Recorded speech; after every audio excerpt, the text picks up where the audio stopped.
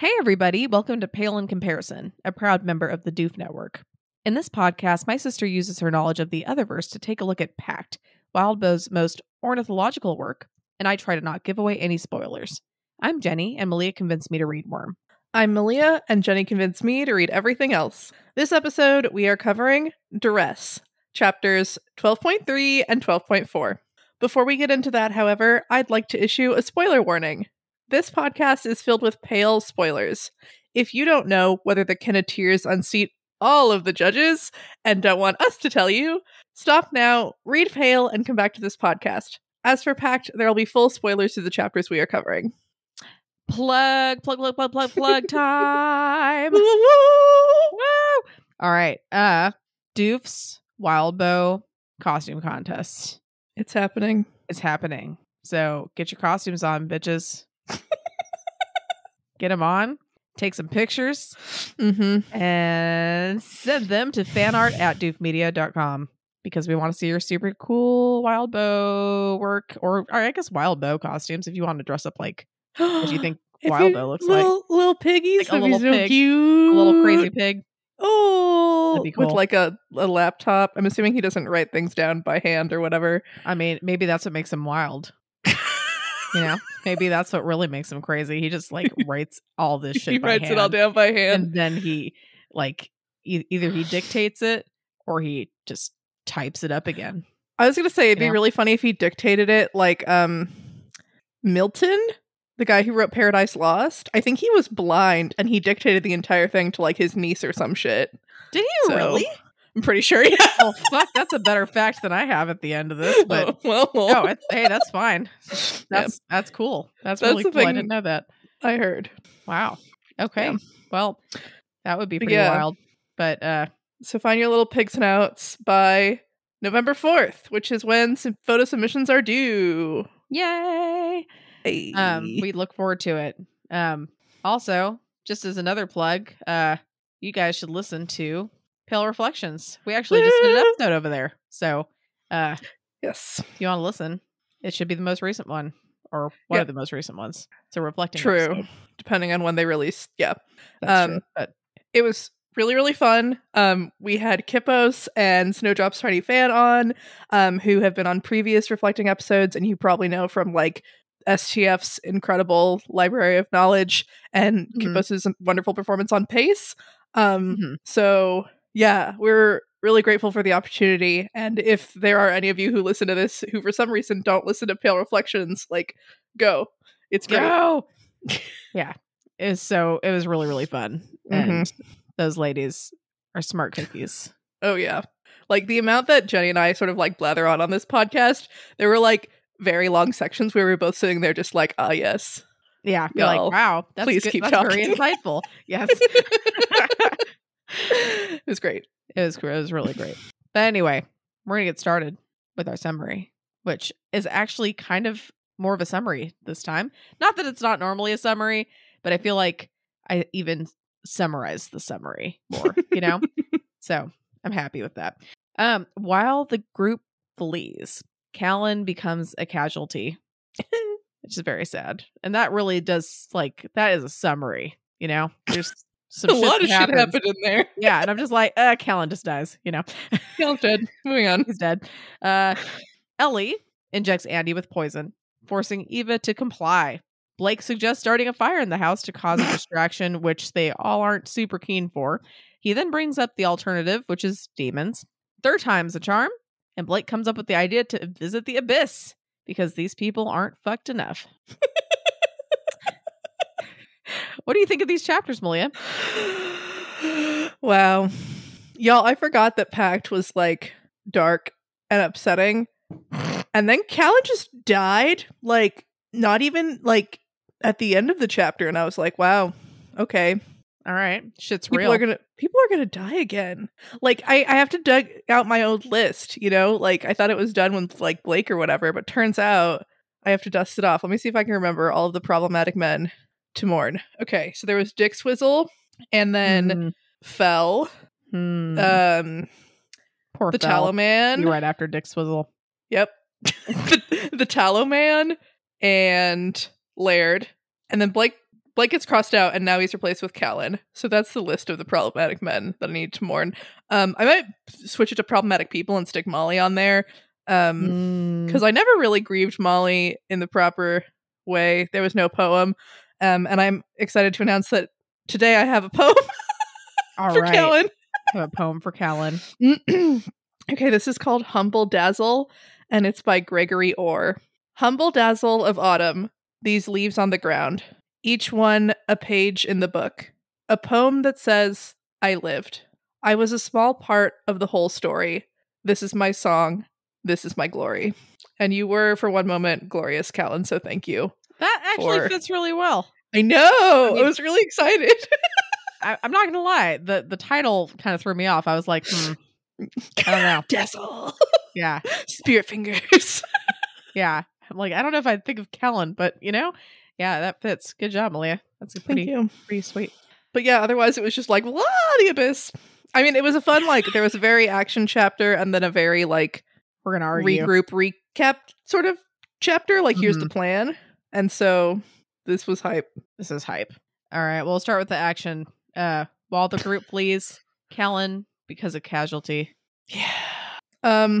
Yeah, so this helped clarify a little bit of last episode. I think I was a little confused as to what the layout was, but so it's Eva, Andy, Ellie, and Evan are all upstairs, and no one else is trying to break in upstairs, and they're safe. And then downstairs is where the problem is, in the library. And so, we got Ty and Alexis and Tiff trying to close this bookshelf door. We got Callan trying to beat up the clock man. We got Green Eyes just sort of sliding around.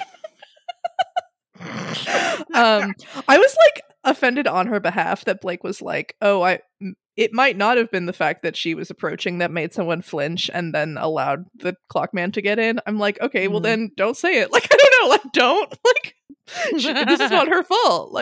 She's helping. For a second I thought you meant because it would be offensive to her that she wasn't intimidating enough to make someone flinch. Oh no, I don't think she wants to be intimidating. No, but she is. But she it's not is. Yeah, it's definitely not her fault. You know, people need to man up and just, let's be real though. They were going to get in eventually. So this turned out better than it could have, except for Callan. For Callan, she might even call a calamity. Yeah.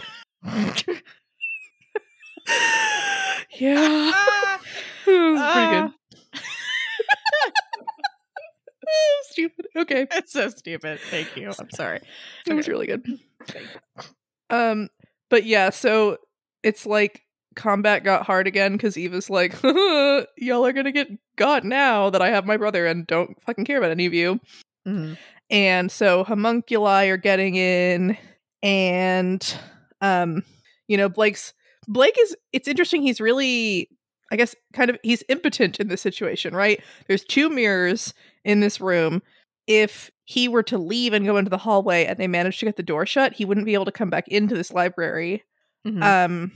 He feels, somewhat powerless. He can't use the hyena to stab people because the mirrors will break, and he's just yelling at people to get them to do shit, which kind of works. But yeah, pretty soon into this combat, the scary thing gets in that they call the Reaper for a bit, which we learn later is a Bane, and it just sort of slits Callan's throat, and we're just sort of reading it and we're like, wow, okay. Wow, that just kind of got slipped in there. Right, I wonder how we're gonna get out of this, and then we don't.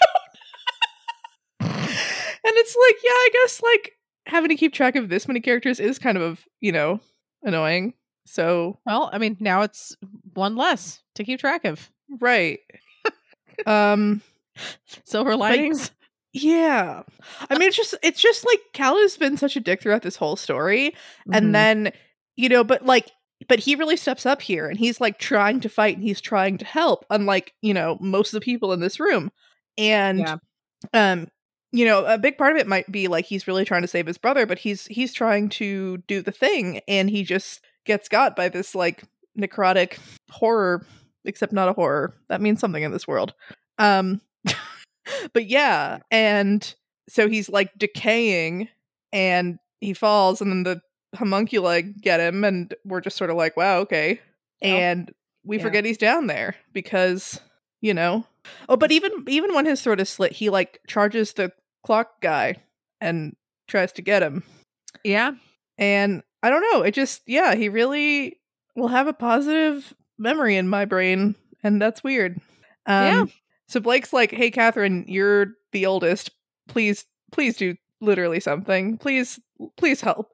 And she's like, I'm a mom. Like, fuck you, I'm actually children, worth but I'm more. Yeah, I'm worth more than kids, but because I have a couple kids to take care of, so.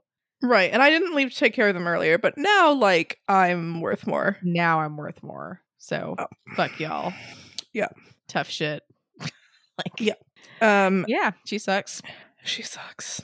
But eventually she does something. Also, somewhere in here, I don't know if this was supposed to be really funny because Blake doesn't describe it in a super, like, he doesn't make a joke about it, but he like comments on the fact that like his groin or whatever hasn't been turned into like sticks and crap, which means that like Blake still has like a flesh dick, and I feel like Green Eyes would be very happy if she knew that. Yeah, though with her it probably wouldn't stay a flesh dick for very long. So I just was like, why what do you? Because of the way that she described having sex with that other mermaid, her and her whole like body being flayed, I don't think Blake's physical body wouldn't stand up to that. He seems like his flesh is somewhat more fragile. I don't know. That's fair. Yeah, I mean, I'm sorry I missed that as part of the summary, Malia. It was important. And I'm just like, what other parts of Blake are still flesh? Like are like the like backs of his knees, or like is it just his dick? Like where else? Because presumably he's fallen on his butt enough times that maybe that's not a butt anymore. I don't know. Like everything is a tree but the dick. Yeah. He has eyes, I guess. Yeah. I don't know. Don't they say that like dick skin is the same as lip skin or something? What? I just make that up. No, I've never. I feel like I've heard that before. Another great fun fact. I mean, I could just be like full of shit. So let me just. I mean, same with me and Milton or whatever. So I just realized I'm totally fucking up my friend's like Google history. So lol. Do it for the content. Let me look on see if this is fake. Well, I don't know. I mean, look, guys. I mean, whether it's the and something. I don't know where I read that. Now, for some reason, I can't. I'm like, apparently, some people say that like it's like some people say that like the color is like the dick is the same as the lips, and they're like that's false. I'm like, oh, that's not what I heard. I heard it was the same type of skin, but who fucking knows? Because apparently I can't fucking find it. But you know what? I'm just throwing it out there. It could be true. Sure. This is how fun facts get started. Yeah. See, guys, you can cite. No, don't cite me on that. Don't make that my fact. Actually, please. I don't remember where I read that. It might have even been like a joke or something. Who knows? But let's go with it. I'll have a real fact at the end, so it'll balance out. Okay. Well, all that to say, maybe his lips are still flesh too. Maybe it depends on the type of flesh. Yeah. Who knows? Wow, that'd be weird. Yeah. You think his teeth are gonna get replaced with like little stump twigs? Ew. I mean, maybe. That's a question. I've never seen any fan art that looks like that. So, I mean, that's, I mean, George Washington's, like dentures or false teeth were made of wood, right? Is that another lie? I don't know what things about George Washington. I swear. But the other one I could have sworn no, you didn't make that up, but like false teeth. Wooden teeth. I just know that like at least one of the things about Washington that people say like wasn't actually really a thing. son of a bitch. Apparently, it's not true. Sorry. That's all right. That's something that people say a lot, though. But apparently, I don't know. It was The museums, ivory. That's upsetting. Yeah, say that they may have looked wooden, but particularly after they had been stained, which is disgusting. But wood was not used. So, all right. Well, Washington, brush your teeth. That one's definitely false. Dick Lips, still, out there. Dick Lips is a pretty good name for this episode. We'll see, but it's also kind of a fun insult. Hey, Dick Lips. Oh my god, that's savage. Never let a middle schooler hear you say that. They will harass so many people. That'll be it. Especially if they play like, I don't know, anything online. Yeah, anything online. Be like, you have dick lips. Yeah. I guess it's better than the things they're probably saying online. That's true. Yeah, that's probably true. But we don't need to give them any more ammo, essentially. No. Yeah. It sort of reminds me of my favorite swear word in German is Arschgeige, which means ass fiddle. Ass fiddle? Yeah, it's just like my favorite swear word. Okay, wait, where did that where does that even, like, where did they even get that? I don't know, let's Google it. Like, Arschgeige. Ass fiddle. Or like ass violin. Ass fiddle. Is it like, really musical farts or something? Interesting. I don't know. Maybe there's not any logic to it. Is that supposed to be your... Does Arschgeige really mean butt violin? Drum roll. It's a general insult for people you disapprove of, especially if they are arrogant or egotistical. Probably best translated as asshole or jerk. I mean, I probably would disapprove of an actual butt violin. Whatever that would be. I always think about it and I'm like, yeah, like, how? Like, is it like you're putting like the string like between your butt cheeks, or like, are you just resting a violin on your butt, or like, I don't know.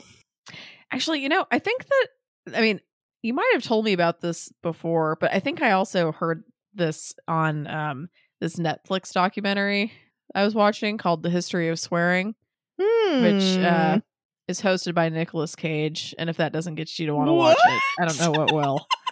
Yeah, it's amazing. Nicolas Cage, the sole actor in the Doof Hall of Fame. It's amazing. But wow. I remember someone saying that there was like a really creative insult in Afrikaans that obviously I don't remember how to say it, and I would butcher the fuck out of it. But it's very creative. It says, or it's something like, I wish your fingers turned to fish hooks and your balls were itchy. Oh my god. I know, which is like, wow. Okay. I mean, that's creative and savage.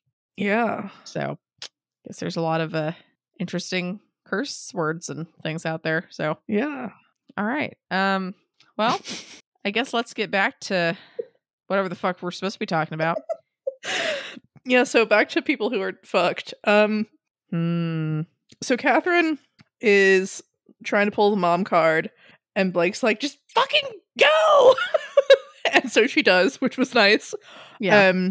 She grabs a chair, and she's fighting the clock man, and meanwhile, the Reaper's like, ooh, I'm gonna get her. And they're not realizing that, like, physical harm isn't doing anything. Like, Peter throws a book at the Reaper, which I thought was pretty good. He's doing something. Yeah. But she hits the automaton with the chair, and also uses the chair to block the Reaper from getting her, which was pretty impressive. Mm-hmm. And then Callan fucking isn't dead and grabs the clockman's ankle to prevent it from, like, going in or getting whatever, more leverage and stuff, and they manage to close the door. And he's a hero. He's a fucking hero. Like, to even have the wherewithal to understand that that was happening and that that was the thing that you should do is, like, really impressive. Mm-hmm. I'm bummed. I'm sad for Kristoff just because I think that's the thing, yeah, that really, like, makes it really sad. Well, not that it makes it bad, but upset. Yeah. And he's the, like, most pure of all the Thorburns. I know. It's pretty sad. And so it's really sad. And then Peter has to go and be a dick anyway. Oh be my like, god, Peter. I was like, shut the fuck up, dude. Like, even if he was lying, then He let him have sucked and he fucked up and he didn't. Right. Just like just don't fucking say anything. Shut up. Yeah. And so I appreciate that Blake was like, no, he did. But then when Kristoff was like, oh, okay, thanks, he was like, no, I swear. Like, I was like, Blake, calm the fuck down. You made him feel better. Let's move on. Yeah, I feel like he doesn't have that. I mean, well, I didn't take it as like he said, okay, thanks. I think he was just like, okay, stop talking about it. And then Blake really wanted to be like, no, but just so you know, he really did good. So I can understand. That's true. I'm hoping that, yeah. Ugh, I do feel really sad for Kristoff, and I wonder how many more of these people are gonna die, and it's sad. Yeah, it's a fucking bummer. Then a little bit later, Ellie just injects Andy with some poison, forcing Eva to comply. Right in the fucking EJ. What? I think. Or like the like external jugular vein, like in the neck. Wow. I know. Fancy schmancy words. Yeah. Yeah. It sounds important. I mean, yeah, it's a big vein in your neck. Like the vein, like if people get real like high blood pressure or like real tense or yelling at each other, you see that vein sticking out of their neck. Yeah, that's the EJ. Cool. Yeah, you can start IVs in there. It's not really ideal because it's kind of uncomfortable. But yeah, that's not like a first choice type of thing. It's kind of like, well, can you start an IV in someone's vein on their forehead? Yeah, you can. I mean, like it's also not ideal. But you can. Well, I think the weirdest place I've started an IV is in someone's stomach.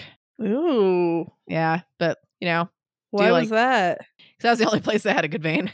Wow. I was in the emergency room. Started them in thumbs, started them in boobs or chests. That's a good place. Generally, I mean, if they're going to be long term, you want them to be in the arms. Comfortable, right? Yeah, not in the bend of your arm if you can help it. But you know, sometimes if you need a fucking IV, you just need to get one. Right. But yeah, it kind of depends. Like if it's emergency or if it's, you know, it depends. But yeah, anywhere there's a vein. Yeah, the forehead. I think like that people have done that before, like in really, really rare cases. And I almost want to say in peds, like in babies. But I could be wrong about that. I'm not a like a neonatal nurse or anything like that. But like, right. Well, most of their body's pretty small at that point, but their head's still kind of big. Yeah, exactly. Kind of makes sense. Yeah, poor little babies. So I have a scar on my foot because an IV infiltrated when I was a newborn. Yeah, random fact. We're full of those today. Yeah, a lot of stuff. You guys are just dropping knowledge. I mean, something about myself is not really like the same, I guess, but you know. No, but it's interesting. It's interesting. Thank you. I appreciate that, Malia. All right. But yeah, so this was fucking clutch by Ellie, and I was very proud of her in this moment. Blake at one point says something about like, oh, I used to, like, Eva thinks of my family the way I used to think of my family or something, or like, and at one point Eva's like, oh, you all fucking suck, and Blake's like, you know, they're actually like not that bad, and like agree, like like these people suck, but also they're not that bad, like I mean, it could be worse. When push comes to shove, like, I think the thing that really does it is that the siblings really care about each other. Yeah. And I like that's really endearing. So like, you know, Callan sacrificing himself and Ellie like saving like all of their asses, and just like the little things like that I think are really heartwarming. Yeah, no, I think you're right. Yeah. I mean, it doesn't really prove that like they're decent people. Good, yeah. But it's like, oh, they're not like absolute like 100% shit, you know? Right. And that I mean, like, a little bit of hope. Catherine is still kind of shit, but at least she did do the thing, you know? I don't think we're gonna have like a heartwarming moment between Catherine and Roxanne, but yeah. That laughter is because just you wait, Malia. It's gonna be the most heartwarming cry. part. Like, just fucking wait. Just play this back for me in 3 episodes when everyone's dead and I'm upset about it. I mean, here's the bright side though. Like, at least it's this family that's like going through this, right? Interesting. I mean, like it could be like actual advice people, right? It could be good people. It could be good people. Just I mean, I'm not saying it's good, but I'm just, I mean, it sucks because like they probably wouldn't have been like this if they hadn't been raised in these circumstances. Yeah, but they were. They were. Yeah, I mean that's true, but I mean, yeah, nothing. Like Ivy's still little and cute and innocent, so yeah. I mean, she's got a chance, maybe. Kristoff's not horrible. No, he's not horrible. Yeah, yeah, he's totally fine. So 2 out of 17 or whatever that is. Yeah, it's probably more like 11, but still. Yeah, and then I mean, if you count Blake, which I don't know. Yeah, jury's out on whether we count Blake or not. He's like a tree. Yeah, it's also not his fault. You're good. Okay, that was hot as fuck. I didn't expect it to be that hot. Sorry. Sorry. Vidal served me some dinner, which is very nice. And it's fucking hot. So fresh. Okay, I'm gonna wait to eat that for a little bit. It's some like lentil rice onion mixture thing that I found a recipe for a while back. Pretty good. Nice. From what I could taste. Anyway, kind of burned the crap out of my mouth, but that's my own fault. Oh no. It's okay. All right. But yeah, so Blake does some fast research and figures out that this thing is a bane. And the book goes through like how to make one and all this shit. And Blake's like, fuck. And finally it's like, oh, it's a good anti-practitioner weapon. Like the practice bounces off of them. And it's like, that's good to know, I guess. And, how to deal with it. And like basically they're vampires. Like fire might help if they didn't make it right. But like green wood, daylight, running water from a natural source, like a stalagmite type thing. That was a cool one. I never heard of or thought of stalagmite mites being useful. Tight. Yeah. Yeah. It's true. So like stalactite is from the ceiling because it's hanging tight. Is that right? Yep. And stalagmites are rise up mighty. I don't know. But yeah, and it was interesting. The book almost wants you to feel happy about like it's like death should be seen as a mercy, and it's like you don't have to make us feel better about killing this thing. I mean, maybe me as a pale reader, you got to make me feel good, but like even me, I'm just like, yeah, kill it. Like it's not like sitting here trying to be nice and be your friend. Like it's got to die now. Like this is not. You don't have to tell me twice. Oh, shocking, Malia. I know. I can change. Said, nice hug demons. See, that was hope. I'm facing the reality. This is reality. This, man. You're like, no, just fucking end kill this it. bitch. Yeah. Yeah, he's already dead. It's fine. But yeah, one thing that was funny is they're like, green wood. And Ty's like, we don't have any unless you're made out of green wood. And like Blake just like ripping off his arm and throwing it through a mirror would have been so funny. Yeah, that would have been really funny. It would have been really good. And it makes sense that he's not like nice, happy tree wood. It does. But that was funny to think about. And so Peter looks up and sees that Eva has a stake that she's like taunting them with. And Evan tries to get it, but Blake's worried that Eva would stake Evan and that would destroy him. And so Eva's like, oh, well, actually, you all could just, like, solve this problem by using bone. Ha ha ha ha. Like, do it. And then Peter immediately volunteers Kristoff, which, like, bro, like, one, That's fucked up in any circumstance. 2, his brother was just horribly murdered in front of all of you and saved your lives. Like, fucking back off. Like, Yeah, oh like, my you're a god. complete ass. Oh Yeah. my god. It's like, you haven't been useful. It's like, fuck you. Anyway, but yeah, Eva sucks. And so the Bane turns on Peter again. And Blake's like, yeah, this is because you're the worst person in this room. Like, yeah, when you lie, the world doesn't like it. And he's like, oh my god. Like, how could I ever think this was cool? Like, oh, it's so awesome. And Blake's like, yeah, the only person that like has worse karma is like maybe me and Rose, because Rose has all the karma.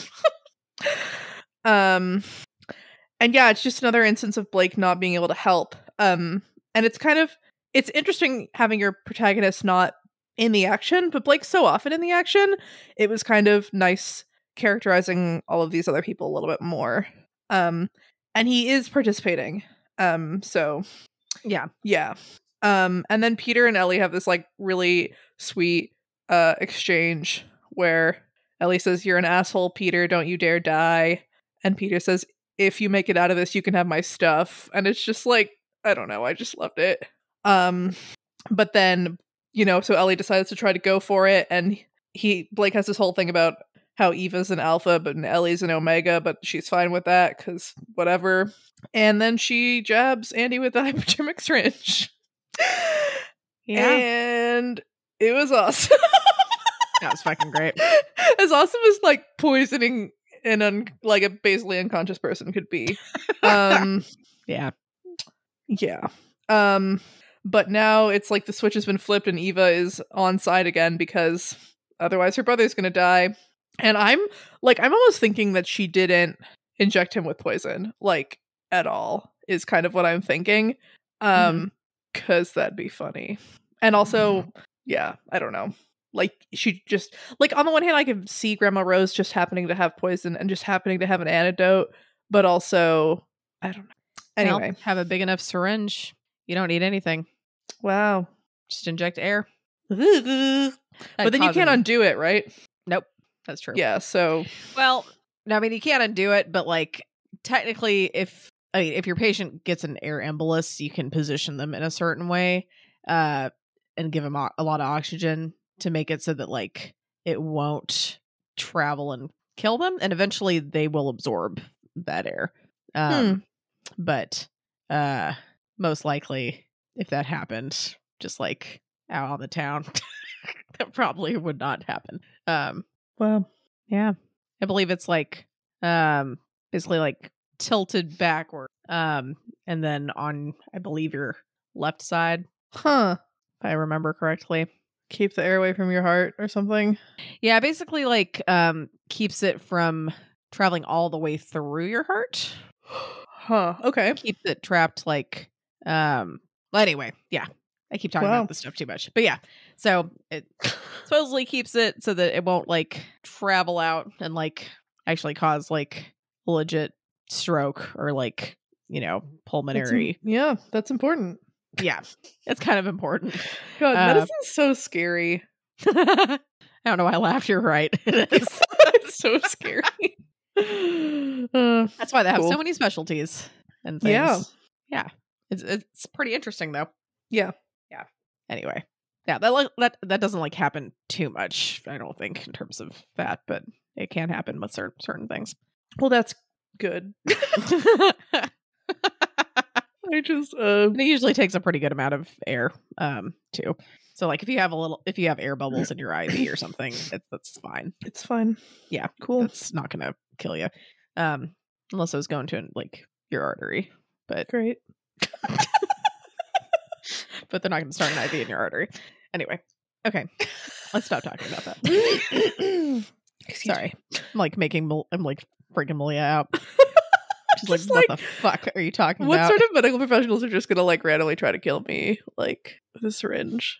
I think most will not. No, like in terms of like, okay, what would cause that is if like you were getting if you're getting like rapid fluids like from your IV and there was a good amount of like they didn't get the air out of the bag, basically they've had it like on a pressure bag which like squeezes the bag basically and gets the fluid into you really quick, and if that air was also squeezed into you, so that's usually like an emergency type of thing where you or something where you need to get fluids really quick.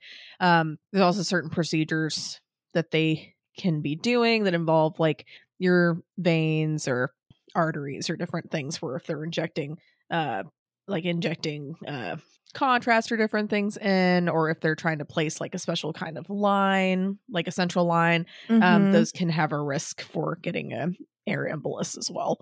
And that basically just means like, you have air that is blocking the blood flow.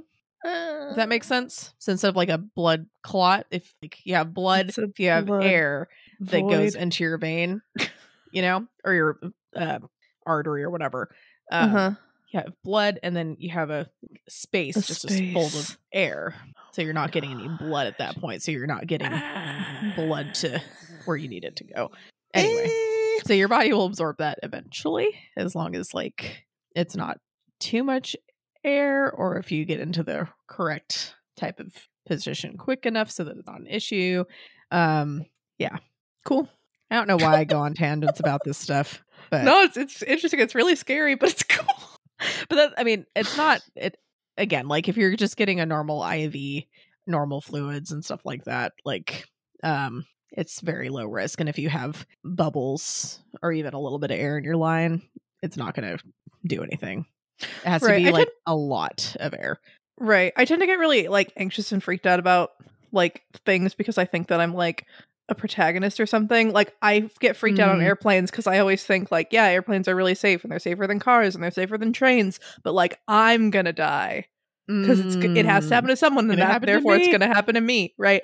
But like with medical procedures, like some people, sometimes you go into surgery and you don't wake up, like it goes bad and you don't whatever.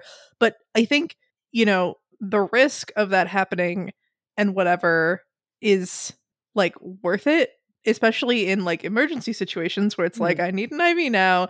Like it's not, it is something important for doctors to know so that they avoid it.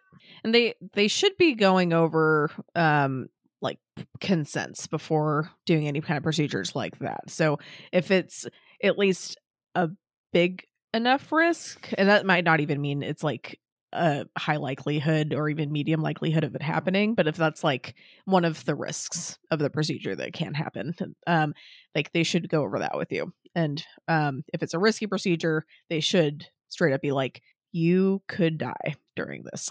Just to like, and sometimes it still is worth it to try, depending on what's going on, like if you're gonna die anyway without it, for instance. Or medicine has gone so far, and we have a lot of checks and balances that we do like for procedures and for a lot of different things, and like even just like starting an IV in a vein versus an artery, that hardly ever happens because it's usually really obvious. Like the color of the blood is different. The like a lot of times it's pulsatile, or like if you like you can tell, like even when you just poke, like if it's like spurting out, you're like, I better check that. Sometimes it can just be someone with a really high blood pressure or something, but like it's usually the arteries are a bit deeper. But like it's one of the it's like the more I talk about it, the more I'm like, I'm probably just freaking Malia and everybody else out more by just talking about this. So I'm sorry. Maybe you should just cut everything out.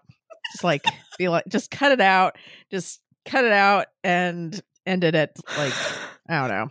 See, but we're recording this on a Monday night and I'm tired. And so the chances of that happening are pretty slim. Yeah, this can all stay. Just disregard everything, guys. Just don't even worry. It's going to be fine. Doctors are here to help you. And nurses know what they're doing. Nurses know what they're doing. It's good to, obviously, like, don't just accept everything. Ask questions and make sure, like, you're an advocate for yourself and you know what's going on. But at the same time, like, most people are competent in their job, Mhm. But anyway, I'm gonna stop Yeah. talking. I'm blabbering.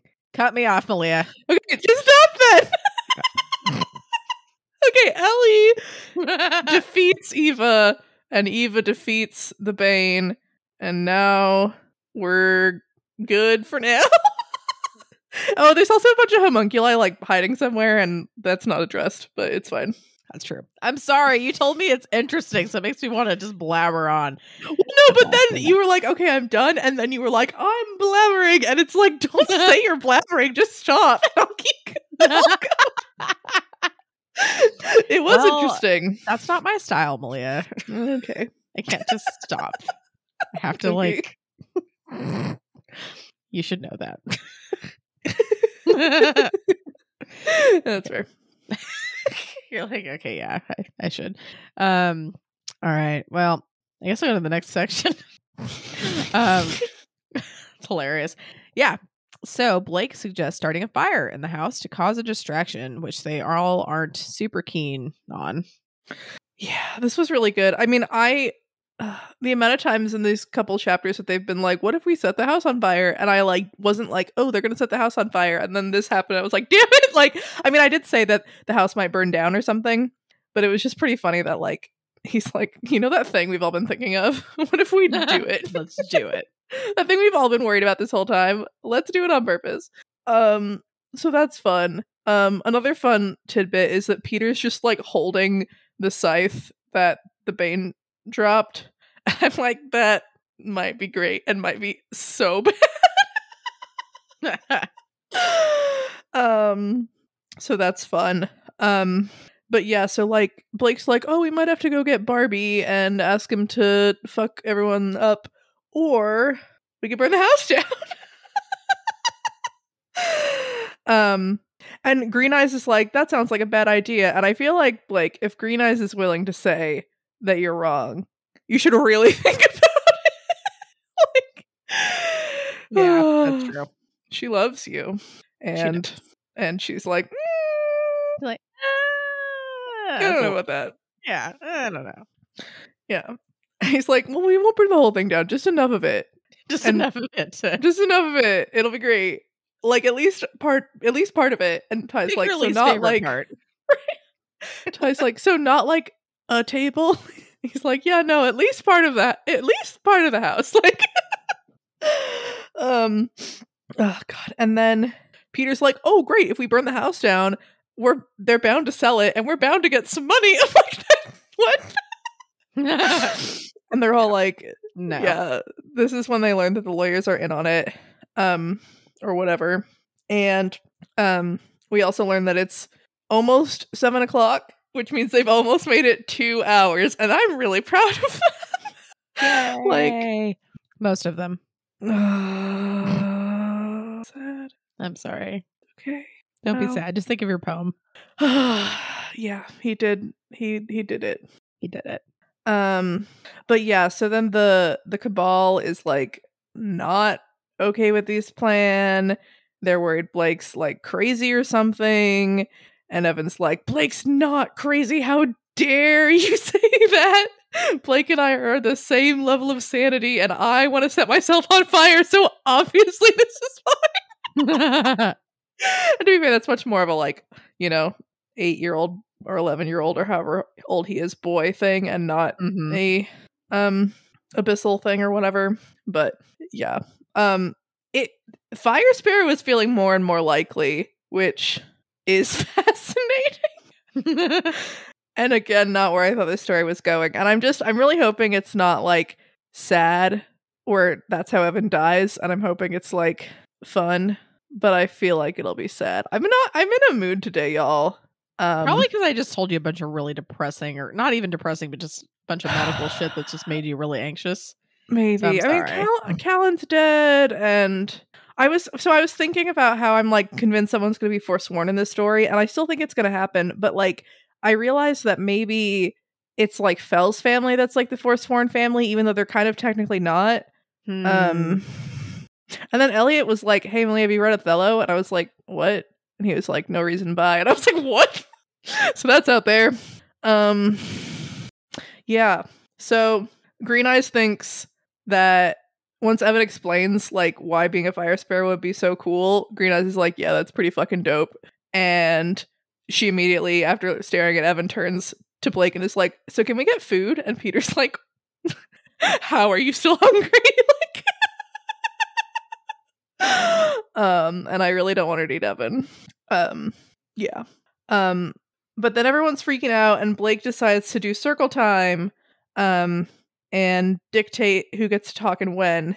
And yeah, he does kind of immediately fuck up because Eva's right, she should have gone first, and Evan is right, he should have gone before everyone else except for Blake. So that was bullshit. But Eva didn't have anything to say, and this worked with the flow of the conversation or whatever. But Blake is like, so yeah, the Thorburns, y'all are human shields, and we're trapped, and they're gonna get in, and they're gonna kill us. And if we try to fight them, they're gonna kill us. So let's set the house on fire, and maybe they'll all turn against each other. And also, maybe Rose and Corvinet will save us. And I really hate that Blake is like, Corvinet's out there, like, he'll save us. It's so bad. It's so bad. But then Alexis gets to talk, and she has some concerns that she can't talk about. And so I guess, yeah, I'm officially thinking that they swore to not tell Blake. I mean, it might also be that, like, they think that if they tell Blake that it will, like, trigger something, but I think that they promise not to. And that's another opportunity to forswear someone, which is fun. Yeah. But if Rose came back and, like, forswore a member of her cabal, that'd be, like, really shit. So, yeah. But yeah, she says, you're not entirely you, and apparently the word entirely is a clue. And then something happens that I don't understand. Blake is like, hey, wait, Alexis, I realize that I can kind of read more into this than you're intending because part of my spirit is inside of you right now. And so I'm getting a bunch of like signals that are telling me more than I think you want me to know. So maybe you should stop talking about this. And then she's really upset by what he just said. And I'm like, he didn't. I mean, maybe she's like, oh, did he do this on purpose? But if he did this on purpose, he wouldn't be telling you. And he's trying to prevent you. Like, he obviously really wants to know. You obviously don't want to tell him. And he's trying to prevent you from telling him. And it's like, she's really, really upset by the thing Blake said. I'm like, no, he was being really great. I was thinking maybe part of it is that, like, just she's thinking, like, oh, ever since, you know, you gave me your spirit, you've been able to kind of, like, tell what I'm feeling and stuff. And I just found out about it, I guess. Just feels... Yeah, to be fair, that entire time they were, like, fighting people in a stairwell. Yeah. So, and then he just, it's like he just realized it. I mean, that's my best, you know. I feel like... Yeah, I mean, people have emotional responses to things, but I wasn't sure if, like, I wasn't getting it or if she was just kind of being unreasonable or what. And then it was like, I saw her turn her hand over as if she was studying it for changes. I guess maybe that was like is Blake's spirit taking me over or something? She doesn't want to be his tree wife, which is fair. Tree wife. That's fair. Yeah. I feel like there's a train of thought I could go down, but kind of involved with what we were talking about earlier, but let's not go there. Yeah. All right. We're going to just move on. Sorry if I said anything. I'm talking too much. Nah. Not like podcast. It's a podcast. Yeah. So then Tiff is like, hi, I suck. I suck. I studied something useful, and that's because I suck. And it's like, bitch, please. Like, obviously someone needs to study, like, protection. Like, what? Like, what? And she also did some of the divination stuff, which is kind of fun. And she's like, so maybe I can try to figure out if it'd be a really bad idea if we set this fire. And basically she lays out, like, I'm worried that this plan is abyssal influence, that you are being, led into bad and dark places ever since the abyss. And so I'm worried that this is the wrong decision because setting your house that you're in and you have to hide in on fire is a bad idea. And, you know, you have been changed by your experiences and by the spirits living inside you and whatever, which is fair. But she's like, but maybe if everyone else can kind of work through it and decide this is a good idea, then we can do it. And Ty's like, okay, but like logistically, how do we even do this, right? Like, how do we start it? How do we put it out? What's going on? Like, maybe we shouldn't just settle on this. Maybe we should look for other alternatives. There's this whole library we can all start reading. And Evan's like, just set me on fire. And Blake's like, you mean find something and figure something out that you haven't figured out these past few weeks? And Tiff's like, yeah, we did actually summon a whole bunch of boogeymen that we can't get back now because the Abyss has too strong of a hold on them. So we are sort of out of options. And then they also were like, yeah, we don't really have a long enough time to figure something else out. But also, what? And then Evan goes, and Evan's like, I should have gone first. And he's right. And Blake's like, well, Alexis knew that, like, my family sucked, and... Yeah. And... No. No. Nah, man. But it's fine. It worked well with the conversation in the story, but it did make me feel like Blake is overlooking Evan, and I don't love that. But yeah, so Evan's like, okay, you know how humans go through hallways to get from one point to another point? What if we went on the roof? And Peter's like, what if we, like, fall off the roof? And Blake's like, well, there's snow.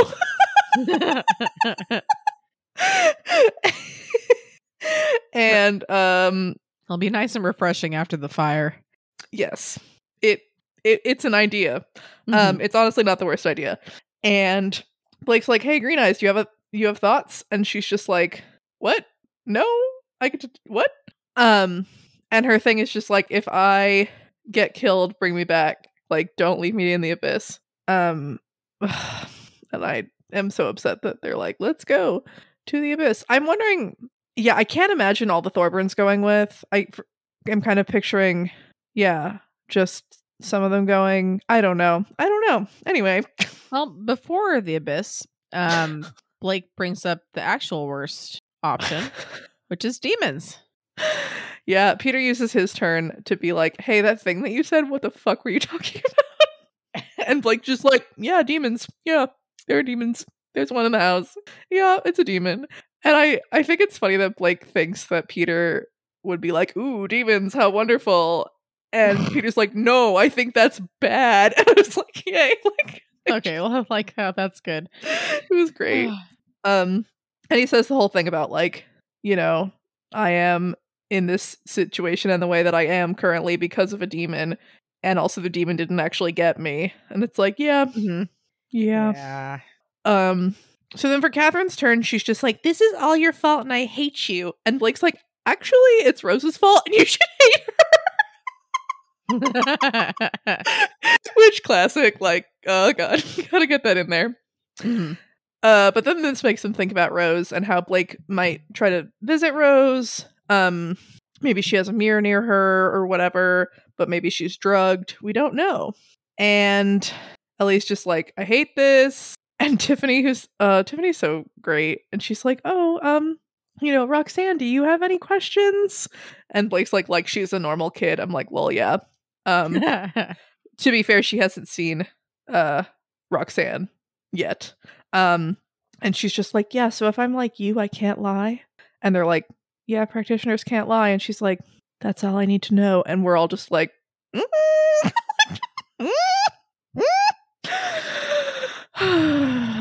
and yeah, this is probably why she decides to be a witch hunter and not a practitioner. Because Roxanne Thorburn. But like, it makes me really happy to think. It does kind of fit. Oh my god, and then Kristoff, who asked to be awakened on the spot so that he could maybe bring his brother back. And I'm like, this is the worst idea anyone except for maybe Blake has had in this story. And it's so sad. I'm like, you're so sweet, you poor thing. It's awful. It's so awful.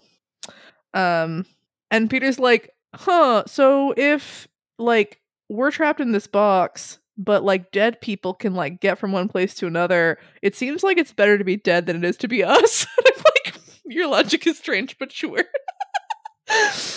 And Alexis is just like obviously doesn't like Peter. And I don't know why, but that makes me like him more. I feel like frustrated with Alexis. I'm not sure why, but just like, yeah, her not liking Peter, it makes me just like giggle. Mm-hmm. Yeah. That's funny. I mean, I don't know if I agree with you on that, but I think that's About funny. it. Well, third time's the charm, and Blake comes up with the idea to visit the abyss. Blake's like, we could go somewhere else, because, you know, summoning things, but the opposite. And Ty's like, oh, where do you want to go? And Blake's like, literally anywhere would work, but what if we go to hell? Like, two of us have been there before, so like we know the shortcuts. Sounds and it's cool. just like we kind of yeah. Like, so I guess the spirit world would be risky because there's a solid chance that maybe other people around have strong connections to the spirit world. But like that is a much like pop in there, see what's up, you know, like because I'm like, they haven't really heard about a lot of other realms at this point.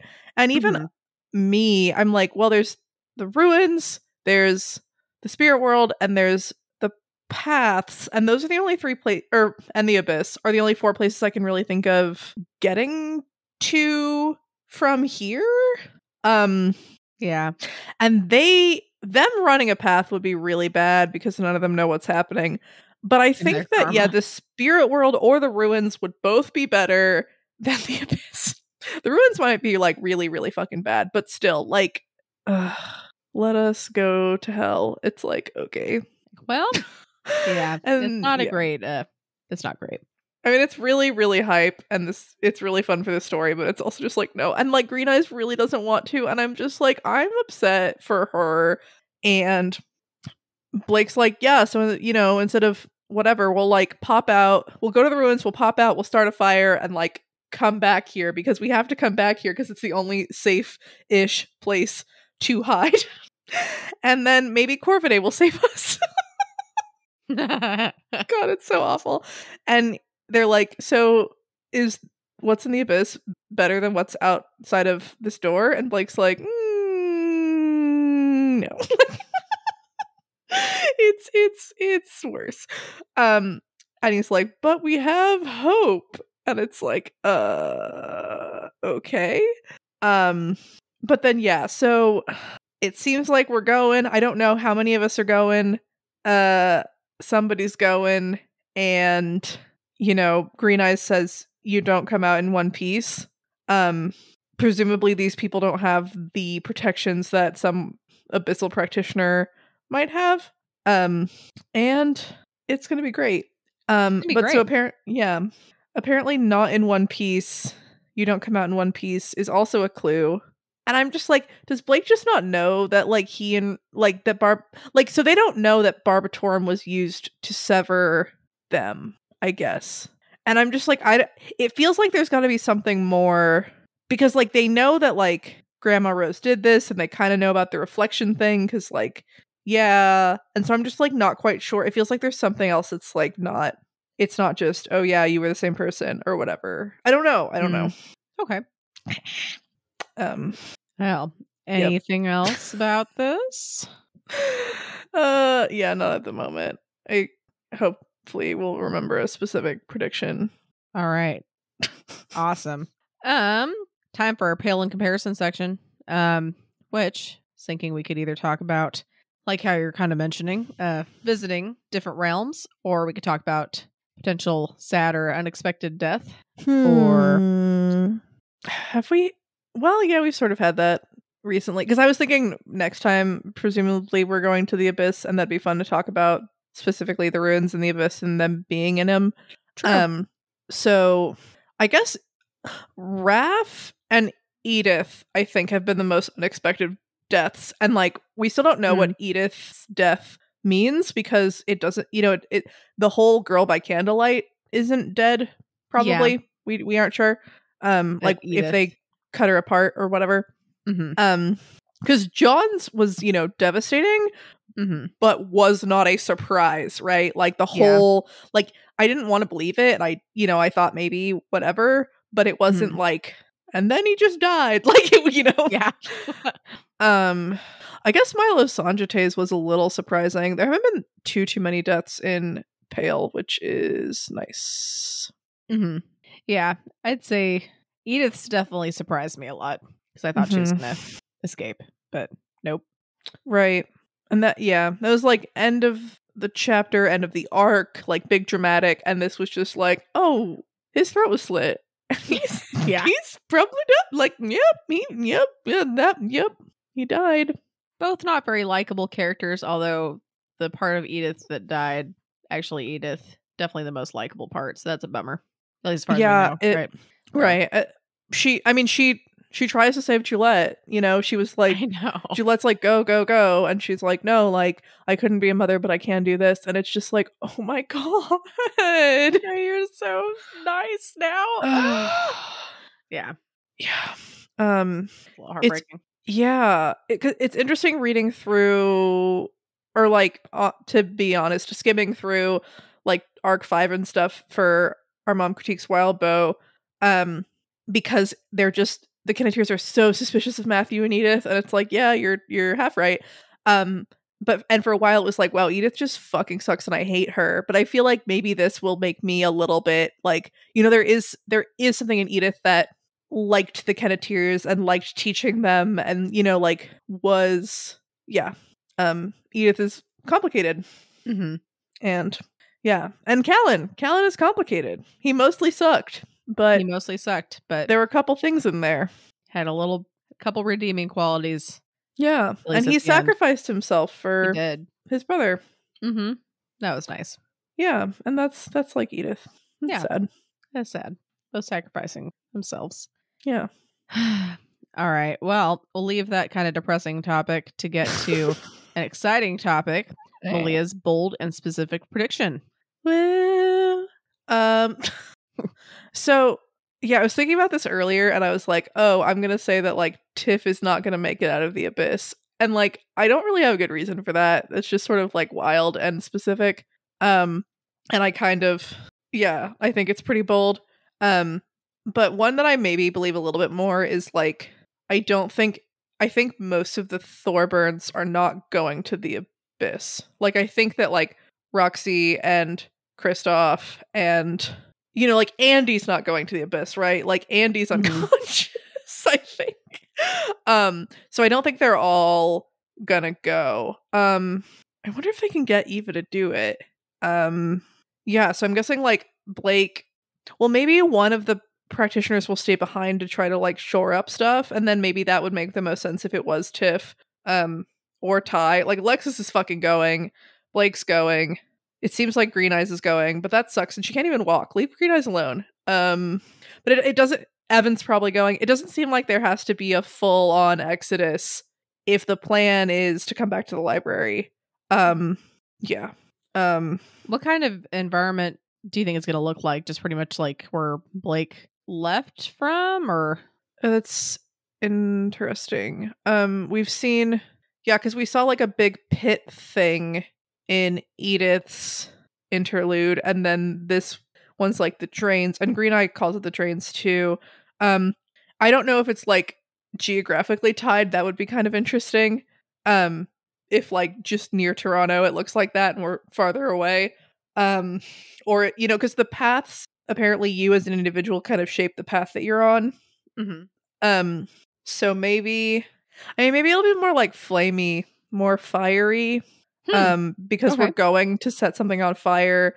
And part of me is like, maybe the there's really worried about Blake wanting to set things on fire because like demons, that's like stereotypical, and maybe he's a demon. I don't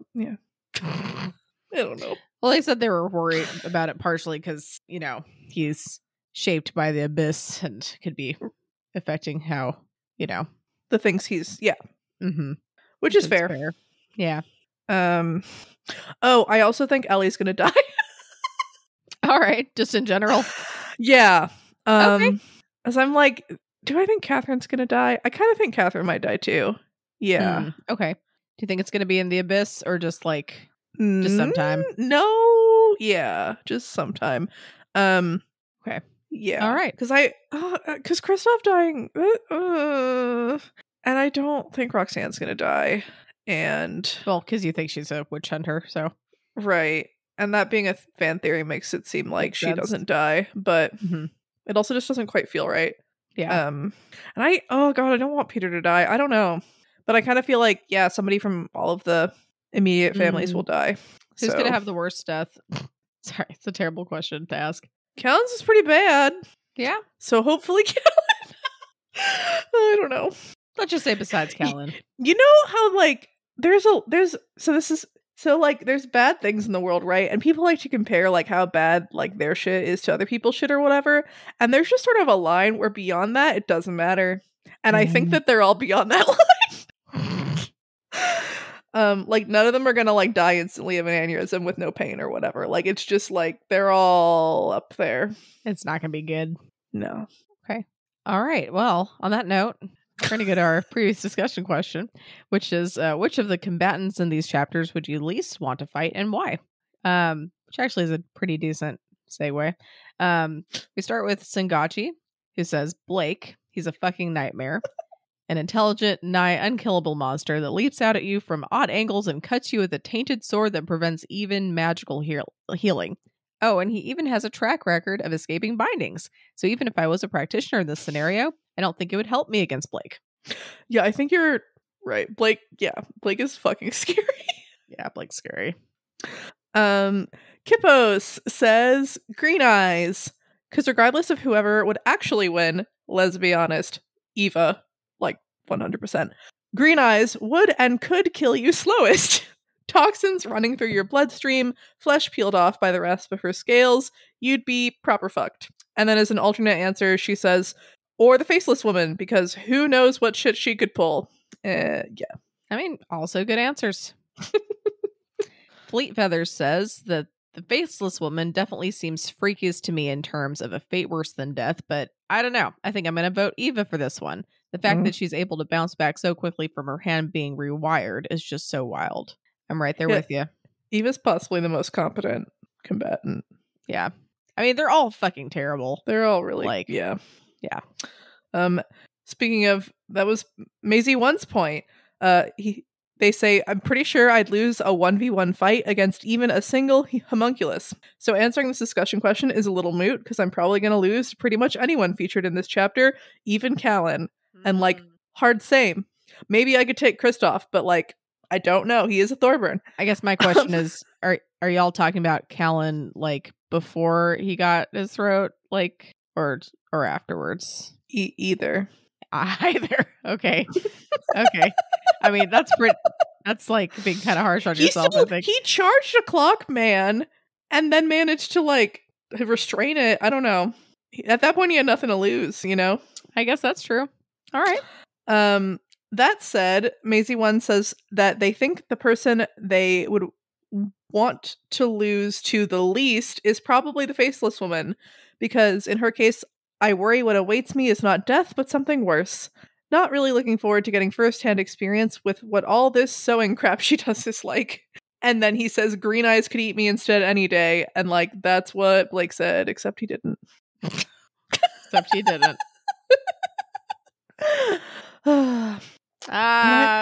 Now it's time for a new discussion question, which I had sort of thought of something and then I forgot. Well, fuck. I remember if it was body parts or because I feel like dick lips. Dick lips. A lot of the things that I thought of were had to do with where should they go instead of the abyss, and I just feel like a lot of the questions I was coming up with were hard for people who've actually read Pact to answer without spoiling. How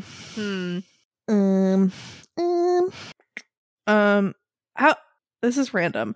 I'm tired and I have been Ben's been showing me hoof trimming videos, or he showed me some and I've been watching them all the time.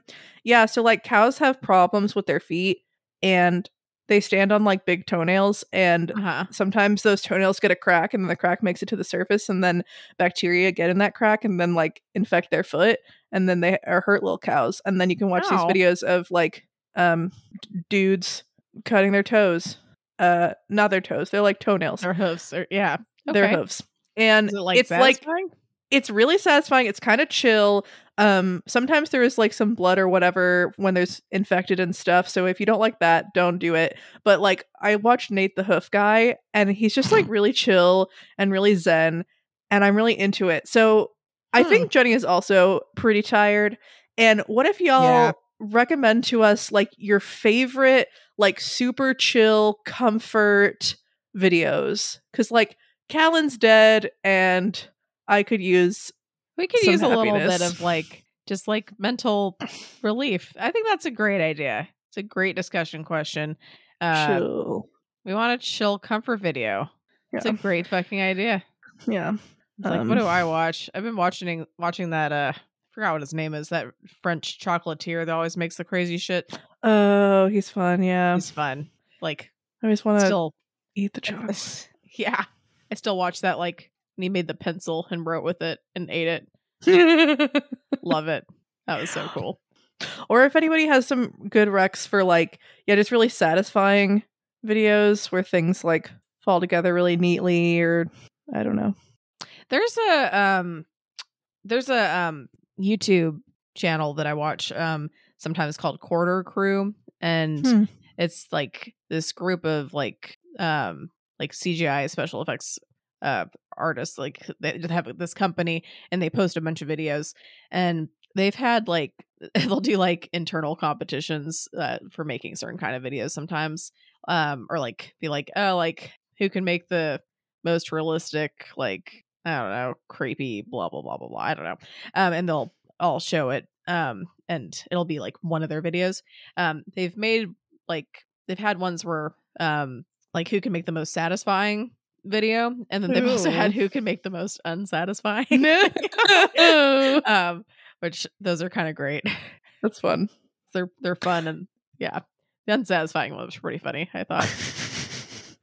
I did think of one other channel to recommend. This one isn't potentially gross for anyone. It's called ClickSpring.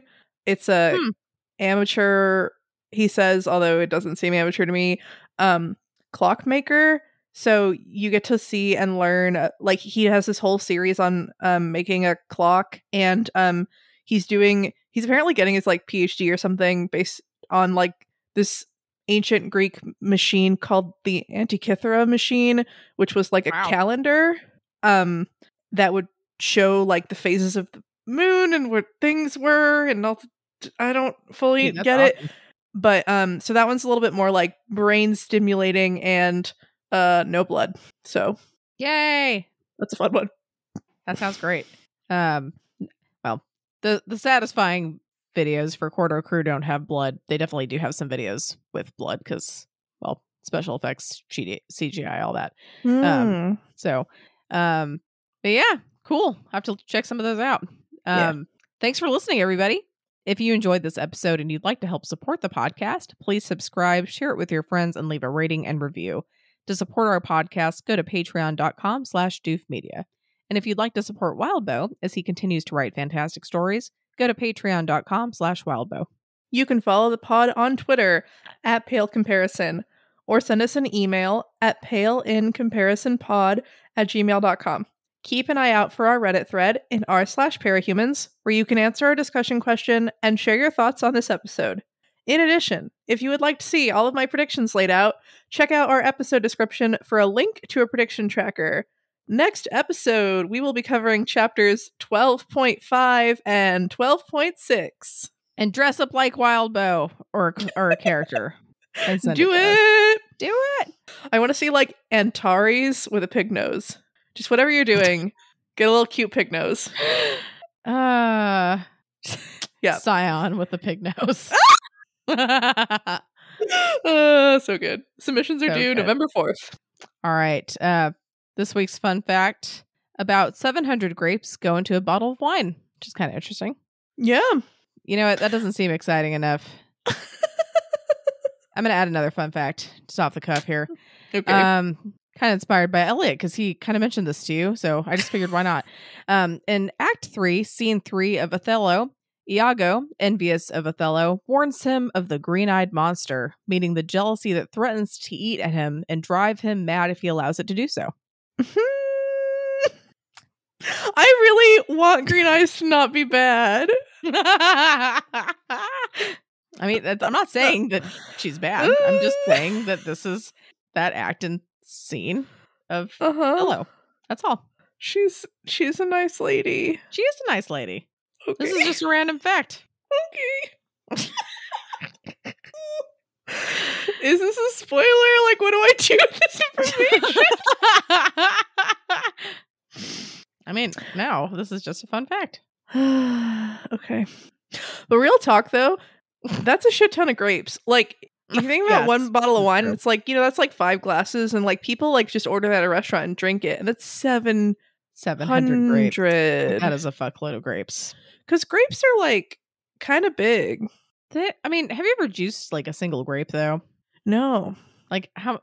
I feel like you don't get as much juice as you think. Sure. So maybe that's, Yeah, that's definitely part of it. Definitely part of it, for sure. Yeah. Like, it's a difficult fruit to... I mean, it's not a difficult fruit to make wine out of. What am I saying? But, like, it's an idiotic thing to say. But... I mean, no, I think you might be right. I think wine is hard. Wine is hard. And all fruits are difficult fruits to make wine out of. Maybe that's why they call it, like, wining. Because, like, when they're trying to make wine, they're just like, this is so annoying. I have to use, like, 700 grapes per bottle. And $6.99 is too little and $7.01 is too much. Too much. Sometimes I have 4 extra grapes left. Then my life is just, it's just terrible. Yeah. Well, it's another questionable fact that y'all can, the origin of the term whining, right? Yeah. I mean, that's really obvious that I made that up, though, right? So, sure. Anyway, I'm sure no one's ever made that joke before or something similar to that. Yeah, it doesn't mean it's not funny. I appreciate that. Thank you. Yes. All right. I'm sleepy. Let's call it a night. Do very minimal editing because, I mean, yeah, like, let's be real. I mean, yeah, I don't need to give you permission. But hey, I edit sometimes. Edit stuff sometimes.